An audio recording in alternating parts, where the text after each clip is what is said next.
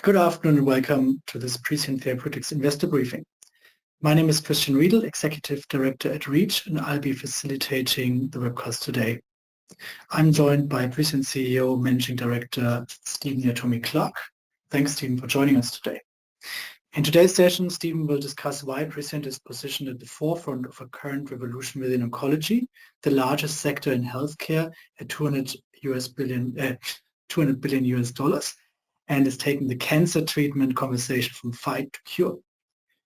The backdrop to today's presentation is the impressive momentum Prescient has achieved recently, with 4 major announcements to the market in the space of just 8 weeks.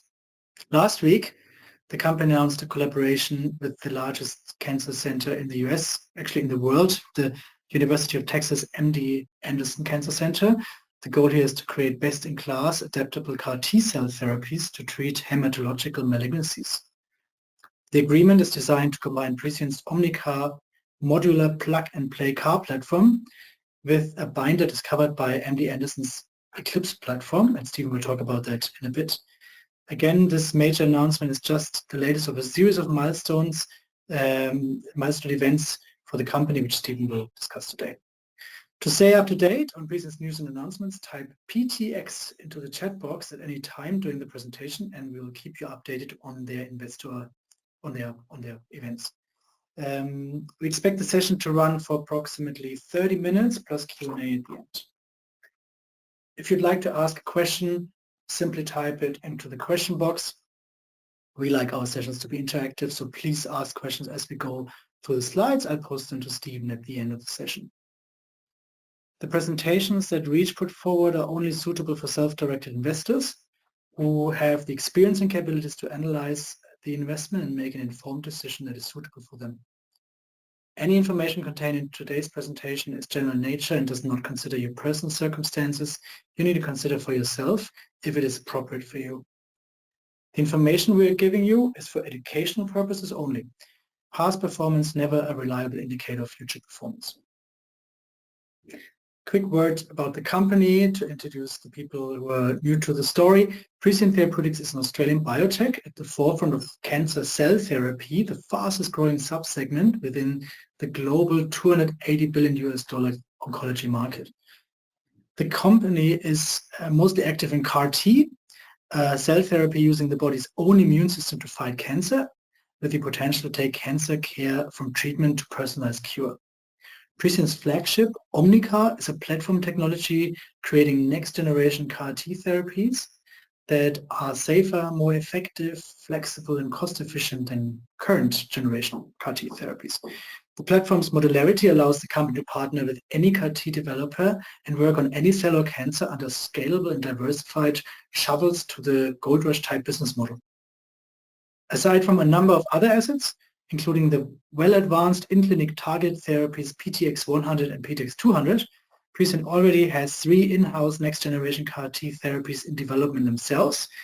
Each of those serves as proof of concept for the OmniCAR platform and offers commercial upside on their own, leaving the company with multiple shots on goal.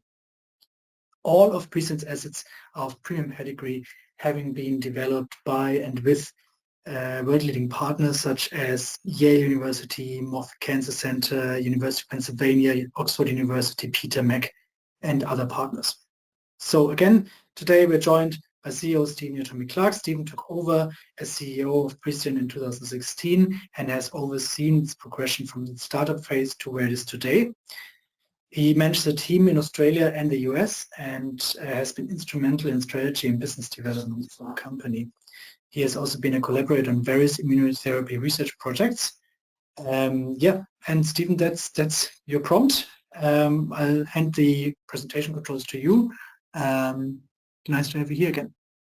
Thank you very much, Christian. Thank you everyone for taking the time out of your busy days to learn about Prescient. I understand most people on this call are new to the story and there's a lot of ground to cover, but I look forward to walking you through it just even over the tops of the waves, excuse the pun, so that you can get an idea of not only the breadth of our activities, but how we are really ahead of this wave and positioned in a way that's very, very favourable and not very common to find yourself at the front of the theme, but with very, very little competition. That's where we find ourselves now. It won't last forever, but we're making the most of this very rare window that we're in.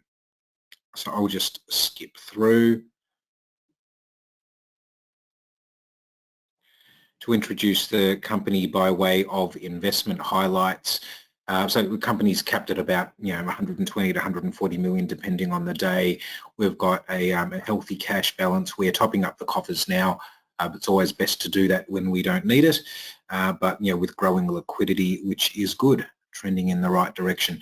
So to introduce the company by way of investment highlights, we have a simple business model at Prescient. We license from the best and we work with the best, and these are the household names that you no doubt would have heard of.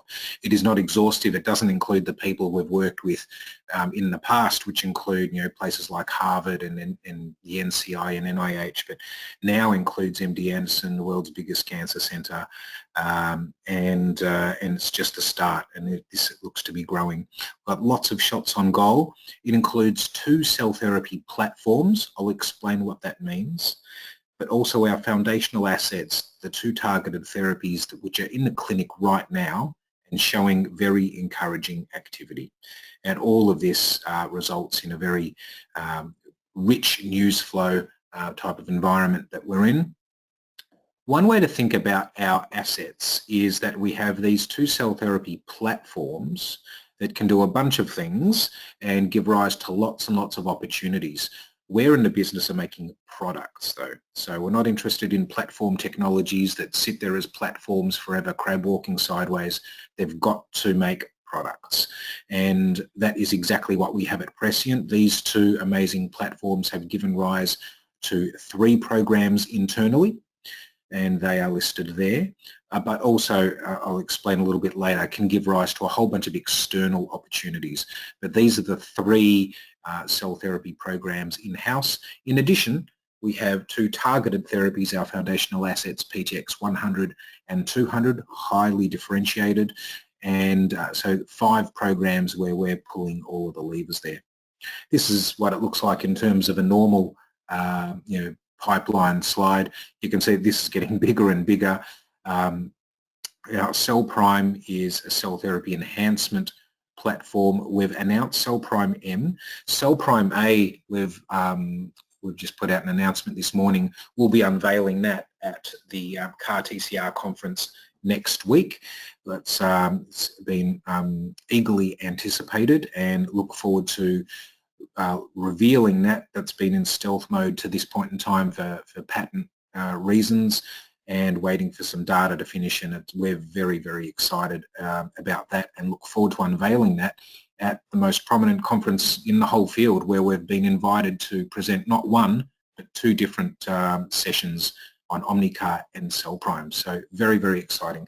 I'm going to kick off here. There's a lot of ground to cover as this pipeline reveals. I'll speak about MD Anderson later on. I'm going to start with the ones in green there at the bottom, which are currently our most mature programs, and they are our targeted therapies, which are small molecules inhibiting problematic proteins inside of cancer cells that drive disease.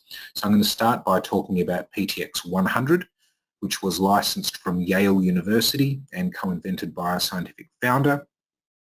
It has been in a couple of studies, including one right now under the leadership of Professor Miles Prince, Australia's most decorated haematologist and a world-renowned expert in T-cell lymphomas. And that's exactly where we saw this really encouraging signal, is in T-cell lymphoma patients. I'll get to that in a moment. A few weeks ago, we announced that the US FDA has granted this program orphan drug designation, meaning that in the event of approval, we get 7 years of guaranteed market exclusivity, which is the best possible moat around the business you could possibly imagine. Imagine that in any other business. That's what we have here. You can see also how these protective measures, I know inflation's making the headlines today. You can see how really immune to that a lot of these life-saving therapies are, especially when the regulator themselves is keeping out competition.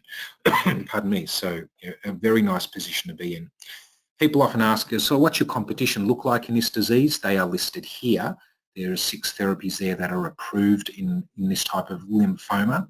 What we have here is a graph of the frequency of serious side effects. These are not headache or nausea. These are typically side effects serious enough to cause hospitalisation, grade 3 or above. And you can see here they range from about 30% to about 90% frequency of serious adverse events. So that is the hurdle. And by contrast, PTX 100 is exhibiting an amazing safety profile. On safety alone, we would like to think we're superior. We've not seen one single serious side effect related to the drug. We've had side effects on the trial related to the disease and all the comorbidities and COVID and things like that, but you have to focus on what's related to the drug, not a single adverse event related to the drug.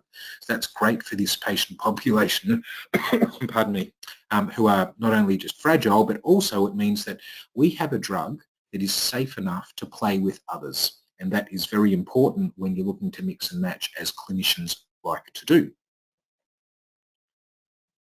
Now, normally what you see in this disease is about 27% of patients will respond. Of those, they only respond for about 3 to 4 months. That's that dotted red line. And you can see how in our lymphoma patients, we're seeing 2 of them massively outperforming. That was in our escalation stage, one of them for 12 months, another one for 37 months, and she's still on therapy. These patients shouldn't be alive. This is a monotherapy trial, so it can only be PTX 100 that's working. And we're looking forward to releasing some more data on this trial very shortly. It's currently in what's called an expansion cohort, where we're focusing just on T-cell lymphomas now. We're hoping that at the end of this particular cohort, again due to fully recruit this year, that next year it'll inform us as to whether the very next trial is what's called a registration study. So that's like, if you like, the phase 3 equivalent. So you show me another biotech in Australia with a phase 3 program. So that'll be big time if things go well in this study. And again, the data from this study will inform what that will look like, but rest assured it'll be the shortest possible path to market. And so at the end of this study, we'll have sight of the finish line, if you can believe that. I know drug development feels like it goes forever. This is not one of those scenarios. This will be within touching distance of a finish line, and people are talking about companies like Neuren, which has gone through the roof, based at a similar stage of development, and that's basically where we will find ourselves. And if you want to know what the market opportunity looks like, look at a drug called Folliton. This was one of the competitors listed on the previous slide. That doesn't work particularly well. It was approved on a response rate of 27%, has some toxicities involved with it as well, and it sells for about $500,000 a year. So you can see that's not a huge number of patients, but it's a very, very considerable market opportunity there, and we hope to get a slice of that, not only based on our superior safety, but hopefully superior performance as well. So that is a potential company maker in its own right, and for Prescient, it's just one of several programs. Pardon me. PTX 200 is a different type of inhibitor focusing on another problematic protein. This one's called AKT. This is in a phase 1b study for acute myeloid leukemia. Patients in this relapse setting only last for 4 to 6 months, unfortunately, and we have 4 patients that have had complete remissions so far, 4 patients, and another one with a partial remission. We're currently doing a small expansion study at what we hope is the Goldilocks dose of 45 milligrams per metre squared. This is led by the world's foremost expert at medical oncology for AML, Jeff Lancet. Got a drug approved, the first drug approved in 40 years in this disease, and this is the very next trial he elected to lead. And this drug also has orphan drug designation by the FDA, so another 7 years of market exclusivity on this program. Pardon me, I've got this annoying tickle. So you can see we've got 2 programs there. They're both at the pointy end, and we'll both know where we stand very, very quickly. And for Prescient, that'd be the main course for most companies. It's the entree for Prescient, because I'd like to talk to you about these cell therapy platforms. in particular something called CAR-T. Now, this cell therapy, as the name suggests, is using living cells as a medicine, which sounds a bit science fiction-y, but I assure you it's very, very real. It works like this. Blood is collected from a cancer patient, and from this blood we isolate these frontline immune cells called T cells, which are very good at fighting infection, but not cancer. So outside of the body, these are engineered to express a particular receptor that we introduce them to, or companies introduce them to, that make them chimeric antigen receptor, CAR-T. This new receptor allows it to recognize, latch onto and kill cancer cells instead of a viral infected cell, if you like. And millions of these are grown up and they're given to the patients. And it sounds like science fiction, but it is as real world as you can get. There are now 6 approved therapies. I think 4 of them are approved here in Australia. They are subsidised. They are producing real world outcomes that the world has never ever seen before in the history of cancer treatment. So much so that some very conservative clinicians are now declaring that we can use the word cure. Now, who would have thought that we'd be saying that with respect to cancer? But to be able to say that we can actually have curative intent for certain cancers is was unforeseen. But with this revolutionary therapy, this is what we're able to do. And it makes sense, right? With cancer, cells are the problem. Cells will be the answer. The cancer can grow anywhere. These immune cells can find them anywhere. Cancer cells can regenerate. These cell therapies can regenerate. It makes sense. We're weaponizing the immune system. Nothing is more powerful than the immune system at getting rid of foreign invaders. All we're doing is nudging it in the direction of the cancer and saying, that is the enemy, go get it. And that's what's happening. It is curative intent. And it's just the start. It's incredible. So it's no surprise that this whole field is absolutely booming.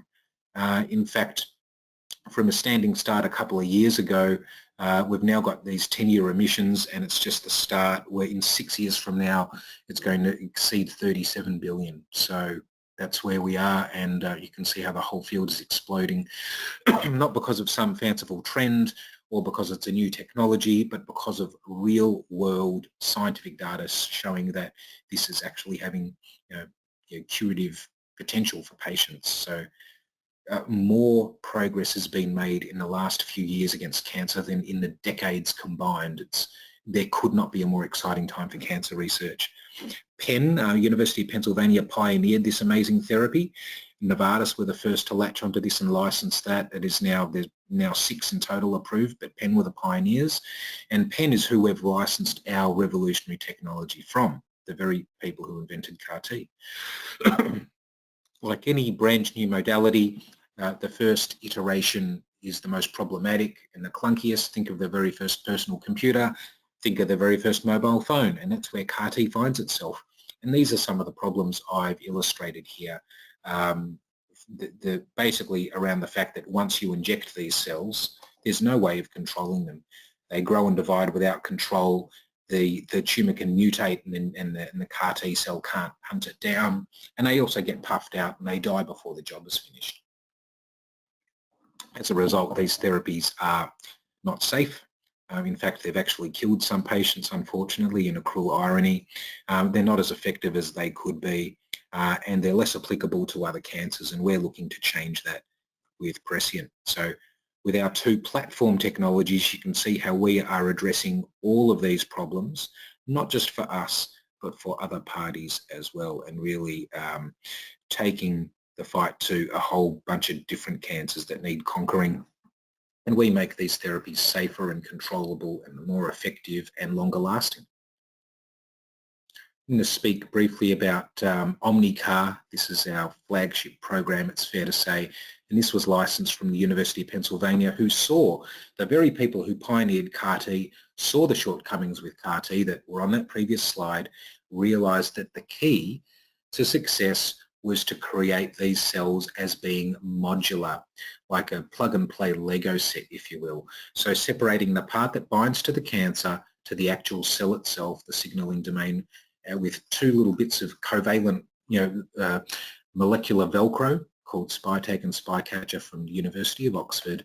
that come together with a covalent bond to form a fully armed CAR-T cell. So what makes it a genuine platform is that we can use any targeting ligand, we can target anything on any cancer cell, and we can use any immune cell. So we're agnostic on the antigen on the surface of the cancer cell, agnostic on how you find it and bind to it, and we are agnostic on the immune cell, whether it's a T cell, an NK cell, some sort of off-the-shelf cell. It doesn't matter. The magic is in the modularity, and that is what we own. We own this incredible modular platform. Here's how it works. So you've got the T cell there with like half of the construct, if you like, and one half of the Velcro. At this stage, the cell is alive and waiting for the command of the clinician, but it's not yet working until the clinician then separately administers the targeting ligand which binds to the surface of the cancer cell. The two bits of Velcro then come together and bang, you get on-demand tumour killing. So that simple act of modularity enables us to solve a whole bunch of different problems, and they are here. I won't go into detail, but you can stay. I'll illustrate this in the following slides. The best way of appreciating how different it is, if you think of a CAR-T, a current CAR-T cell, one of the 6 that are approved and one of the hundreds in development, it's a soldier in the immune system, but this soldier only has one map, one weapon, can only hit one target, can't be redirected, and you can't communicate nor control that soldier once you've deployed it. And some would say that that's not only is it a not ideal soldier, but it's probably a dangerous soldier to have, one that you can only do these things and then you can't control it. Whereas with OmniCAR, we have a soldier in the immune system that you can arm with any weapon, including several at once, that we can give any map to for multiple deployments, that we can direct against any target, including a number of targets at the same time or sequentially. Importantly, a soldier we have full communication and control of mid-mission and can even send images back in real time. So if you remember nothing more from this presentation, remember this slide, is that as wonderful as a revolutionary as CAR-T is, that's that on the left, and you can see how we are the future there on the right, not just for ourselves, but for everyone else in the game as well. It's an incredible position to be in.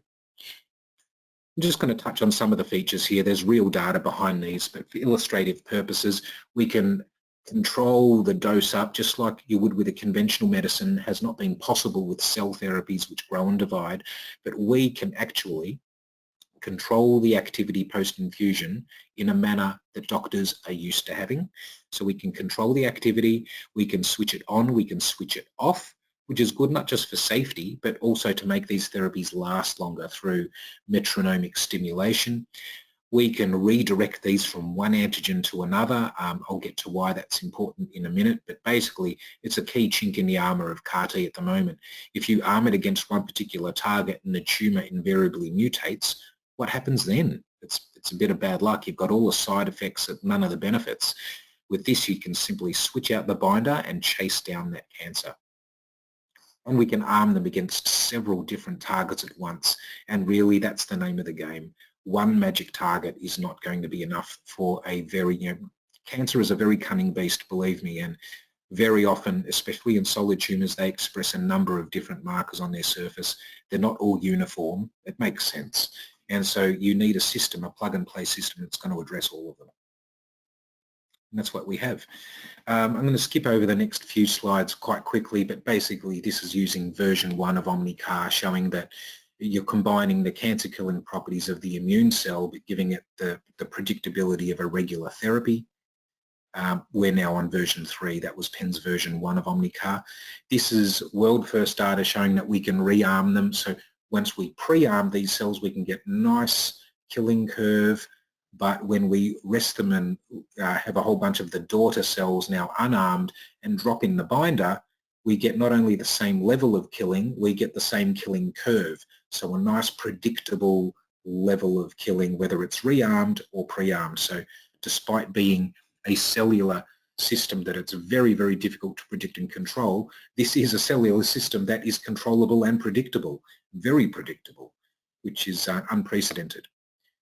This is more world first data showing that we can redirect these amazing cells from one target to another. Bear with me for a second. So what we've got here is two different types of brain cancer cells that express either the green antigen or the red antigen. And this is what it would be in the patient. Again, non-uniform brain cancer cells. Some are going to express one or the other or a combination of both. And one target's not going to cut it. But what we did here is we arm it against the red one and bang, it obliterates those cells and leaves the other ones intact, which is what we want, especially for this purposes of this illustration. At 20 hours, we do something that's quite curious. We only drop in the binder for the green target. We don't add any new cells, and here's what happens.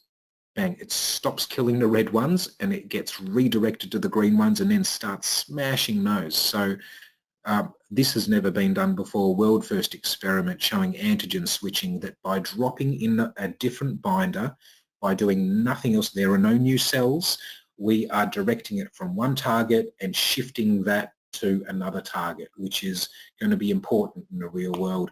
We can actually co-administer these and have them then start to target, you know, both of them at once, or 3 or 4, but that's never been done before. There's also, in addition to all the clinical and all the scientific advantages of our system, there's also some practical benefits. If you want to do this with conventional CAR-T and you had the appetite for it, you would need, for example, 6 different FDA approvals, 6 different manufacturing runs, 6 different viral vectors, blah, blah, blah, blah, blah. All of these are going to cost hundreds of thousands of dollars each and take 22 days each. So you can see how even if there was merit in doing this, it's absolutely unviable to have millions of dollars of therapy and months and months and months of therapy in a situation where a patient may not last that long without without a therapy that's going to do the job. With OmniCAR, we do the hard work once. You make that cell once, and then it's a plug and play approach. You have all of the binders sitting there in any pharmacy around the world, and you can plug it onto that with no delays. So there's a single FDA approval, and then you get for each particular disease, and then you have the binders there sitting there without any time lag, with a very small incremental cost, because it's a lot cheaper to make a binder like an antibody than it is to make a whole cell. So the bottom line is there are substantial advantages from regulatory, manufacturing, logistics and COGS points of view, as well as all of the scientific benefits. Just a very quick overview on our internal programs. I told you we had 3 programs. One is in a blood disease called AML, which, you know, from earlier we understand this very well. We're in HER2 positive solid tumours, and we're in an aggressive type of brain cancer called GBM. The bottom line is here, these are diseases where CAR-T has shown initial promise but have stumbled, and where OmniCAR, we believe, is going to win because we can overcome those things that made the others stumble.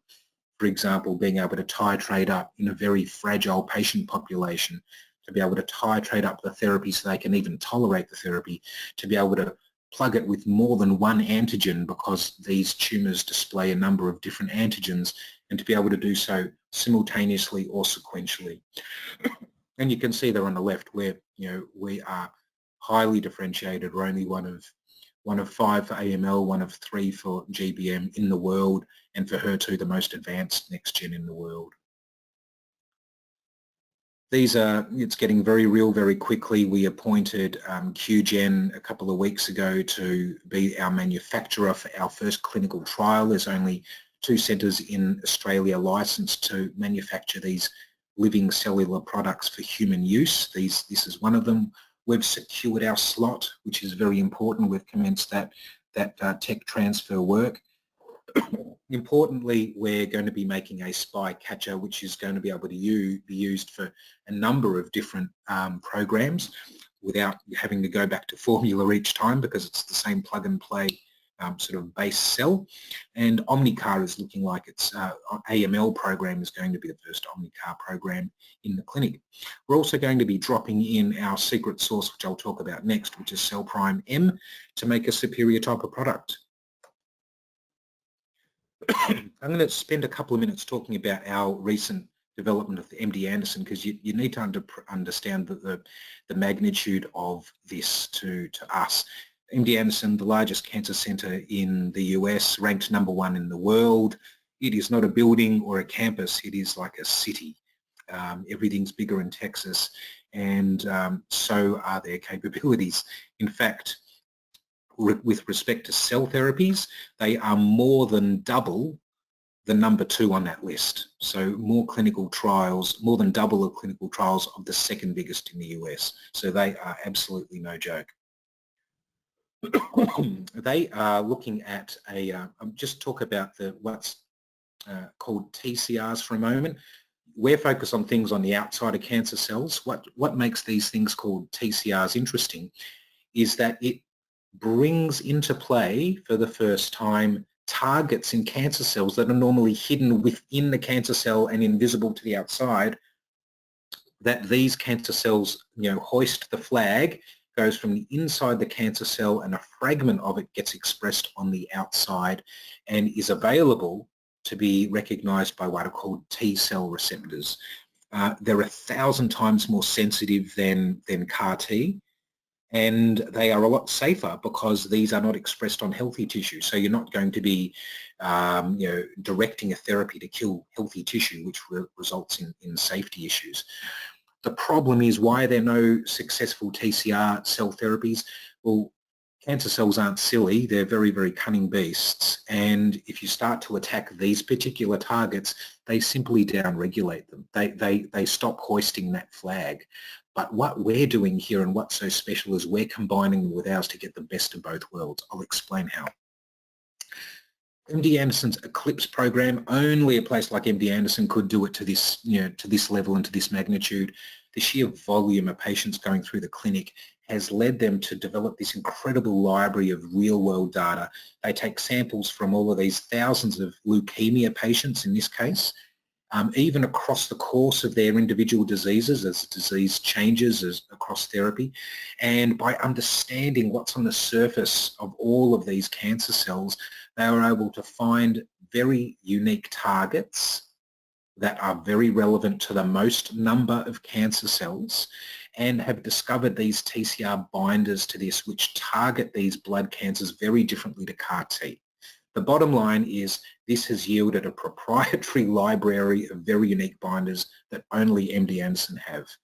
And they have, with us, announced a strategic collaboration to add their one particular hero TCR binder to the OmniCAR ecosystem, with the common goal of creating a best-in-class adaptable CAR-T therapy.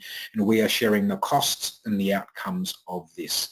And I'll explain how this is, 1 + 1 here equals 3 or 4 or 5. So with OmniCAR, remember, it's a plug-and-play system, so that's like that Lego set there on the left. And you know that we've got the CD33 binder, we've got our CLL binder. That already is the world's best cancer therapy.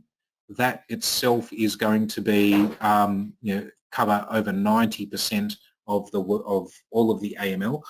But what we're doing here is having TCR-like binders to add to this armory. So we're going to be producing these truly multivalent OmniCAR T cells.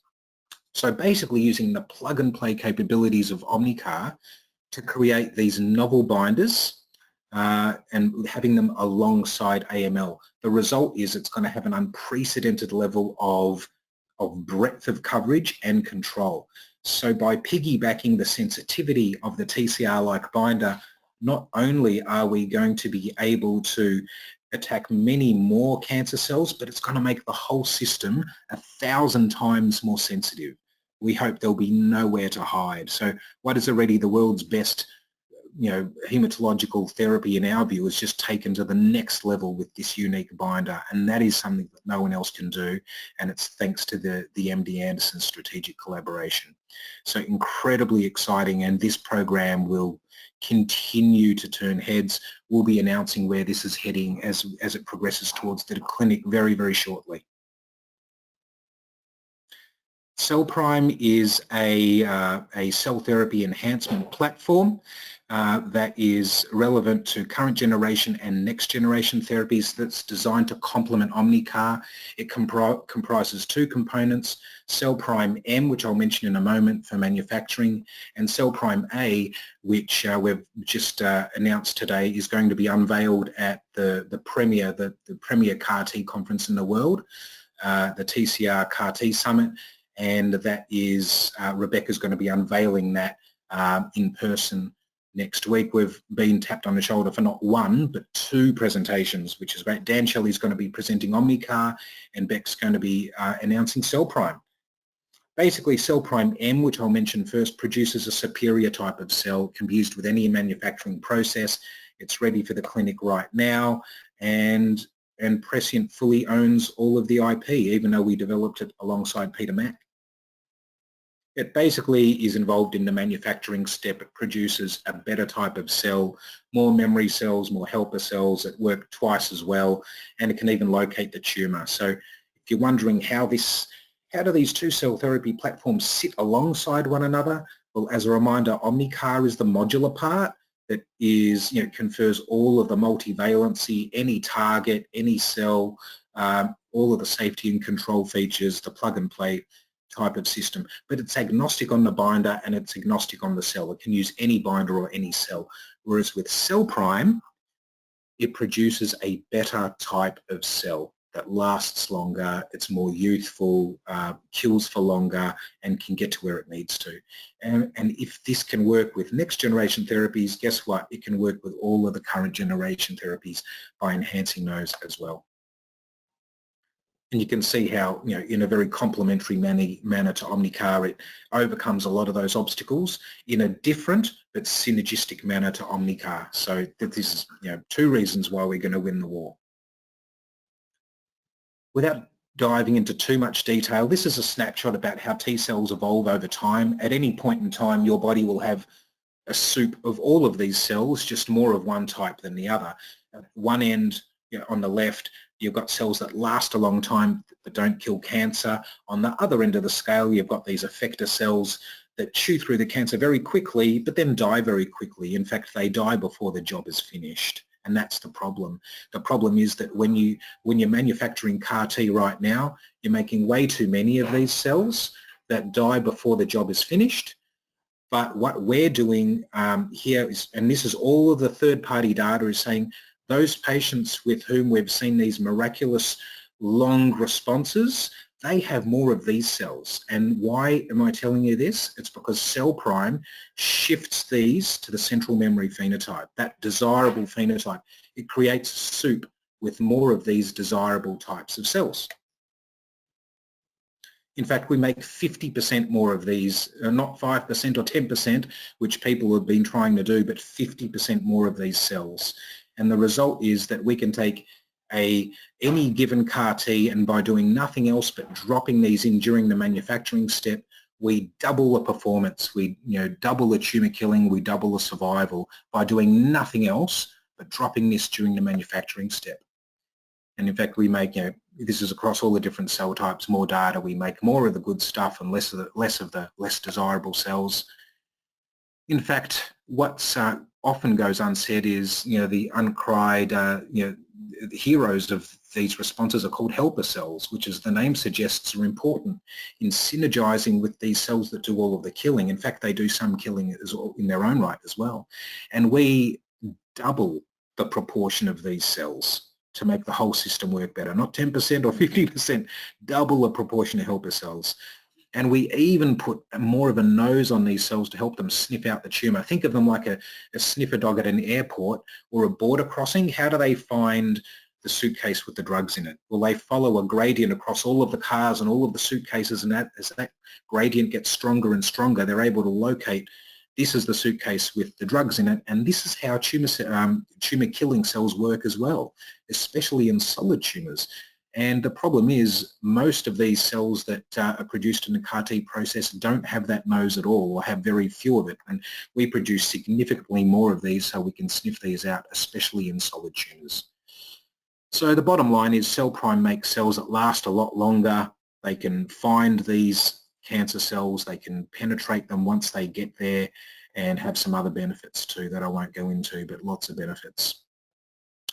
Business model. This is important because, again, we've got two platforms, OmniCAR and CellPryme, that have yielded not only 3 products internally there in green. So, you know, we believe that these platforms have given rise to some very good fruit there with our 3 programs, but also give rise to external opportunities as well. And that means that as the whole field is growing and there's many more players and many more opportunities, these don't become competition for us, they become potential collaborators or customers. So we've got this incredible shovels to the gold rush positioning. It's great for risk diversification, but also giving us non-balance sheet exposure to the upside by giving our solutions to third parties under license and giving our shareholders more exposure to more upside. So, and it's a nice cumulative business model. We're not restricted to just one strategic application. We can have many, and it's a nice cumulative business model here.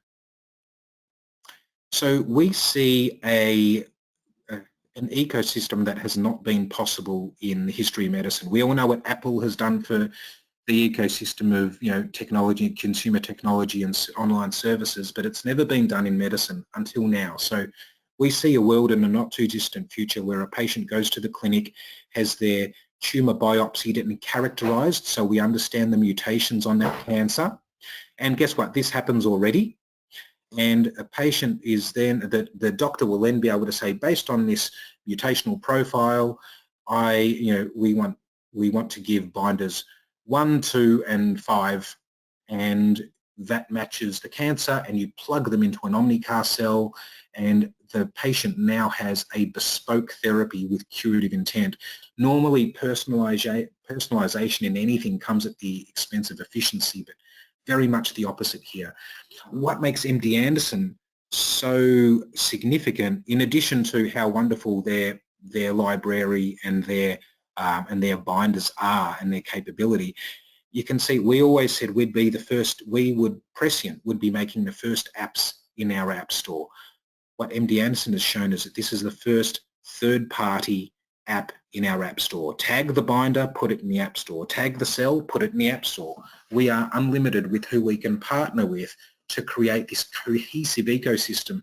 These therapies that would normally be competing with one another can be pulled together and work together for the very first time. And the very first third party we're working with just happens to be the biggest cancer centre in the world. So if it's good enough for MD Anderson, hopefully it's good enough for you. So in summary, again, especially in a macro environment of uncertainty, it's good to look down what's robust throughout these economic cycles. It's healthcare. What's the biggest market in healthcare? It's oncology, and it's growing at a rapid pace. So what is the fastest growing area in oncology? Well, it's cell therapies from a standing start to 37 billion. Then I'd be asking myself, so who's at the forefront of this fastest growing area in the world's biggest market? Well, you know it's going to be the company that has solutions for everyone. It is the solutions that are scalable, controllable, any target and any cell, and really has this enabling shovels to the gold rush approach that comes from the very people who pioneered this whole area. And guess what? That happens to be Prescient. So I think we really, really stack up there. In summary, again, 4 blue chip assets. Most companies would be proud to have any of these. We've got all of them, which is wonderful for our shareholders. They come from the very best places. We have this great position where we've got our internal programs, but our external exposures and opportunities, nice scalable model.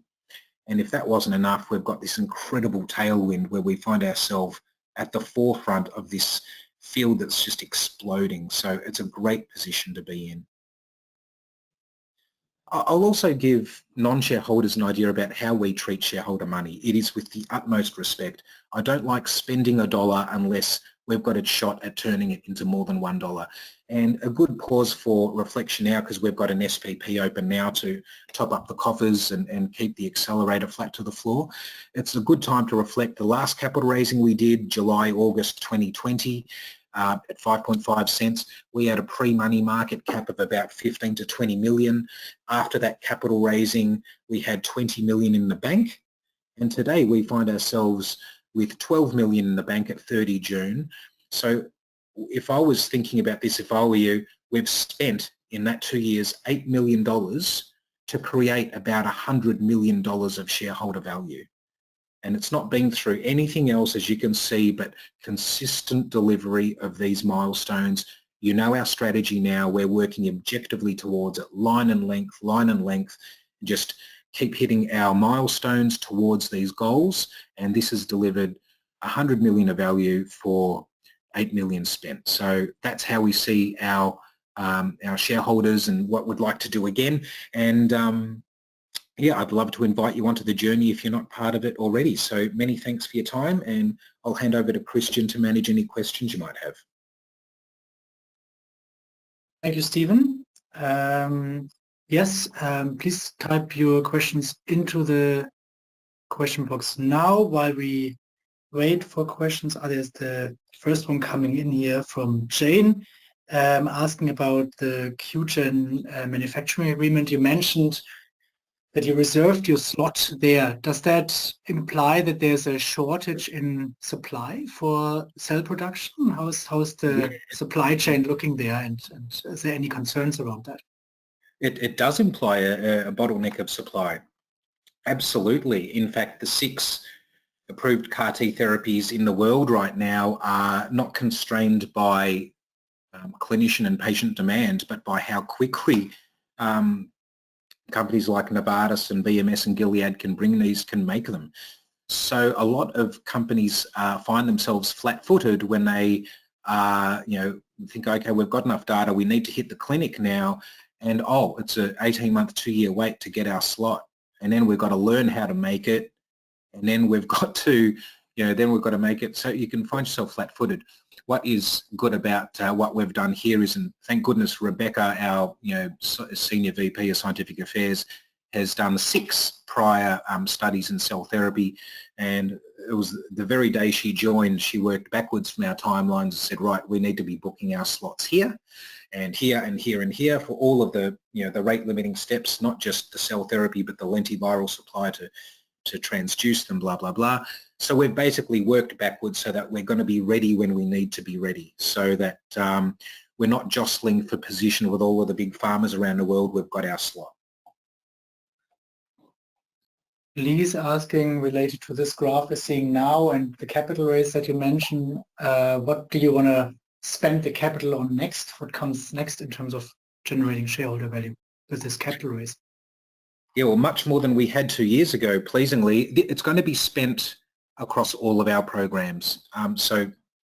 Especially the PTX 100, we will have enough to, in the event of a positive signal, to start a registration study. Not finish one, but believe me, if we get to a registration study, raising capital will be the least of our problems. But it's good to be able to start that journey, so progress that, keep that momentum, getting that to a registration study. Same with progressing PTX 200. There'll be some more news on that in the coming months, but also getting our, these, world first cell therapies not only towards the clinic but into these clinical trials. So basically across all of our programs, and there'll be many more shots than we had 2 years ago. Okay, moving on to the questions around the MD Anderson announcement. Kathy is mentioning, you said there's a library of binders, a large library of binders that MD Anderson has, but the agreement refers to one binder. Can that agreement be expanded to other binders, or why is it just one binder?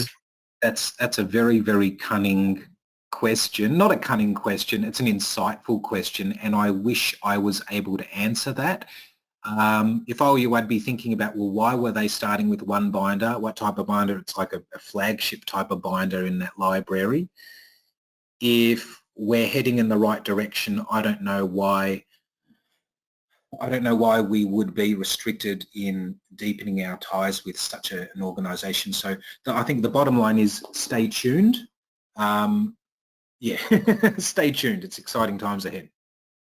Yeah, maybe worth mentioning that obviously these agreements limit the company to discuss freely what their expectations are around it. So that's steering your answer, Stephen, here. Maybe also one point, a few questions here around competition. Stephen, can you comment whether there's similar technologies around creating next generation CAR-T therapies? There is one for CAR-T. We're not the only ones that have just realised that the key to success is in modularity. In fact, the very lab that we licensed this from invented the whole modular approach. So they wrote the landscape report on it. They pioneered the very first ones, and we got the jewel in the crown, which is wonderful. There is another company out there on NASDAQ called ASX. They're about $1 billion market cap. They have a different modular system, and they are slightly ahead of us. They don't overlap in terms of targets or anything. But I am very, very comfortable being compared to Arcellx. Theirs is non-covalent, which means theirs comes off and goes on and comes off and goes on, and it has, I don't want to poke the bear there, but I'm very, very comfortable going head-to-head with any technical comparison with Arcellx. We've got the only covalent system that doesn't come off. We can also tag anything. I don't think they can. You're locked into their particular binder system. But if we can replicate some of their success, and I'm sure once we get towards that clinical trial, you can see the type of uplift available to us. I welcome a comparison with Arcellx with open arms. NASDAQ code is ACLX. Thank you, Stephen. And I'm mindful here of time, so we have to come to an end to the session. There's a few questions. But to everybody who has questions or would like to discuss PTX more, just put PTX in the question box now, and our advisors will be in touch to give you some more information as soon as that. Thank you, everybody, for your time today. A recording of the session will be sent around, so keep an eye open for that. There's a short survey at the end that gives you an opportunity to give us some more information and feedback on the session, so take advantage of this and complete that for us today. Stephen, thanks for your time today. I'll leave the final words with you.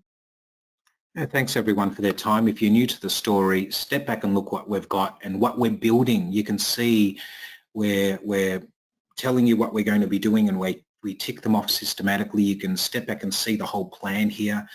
We've got distinct technologies that put us at a massive, massive advantage. These are not me too technologies.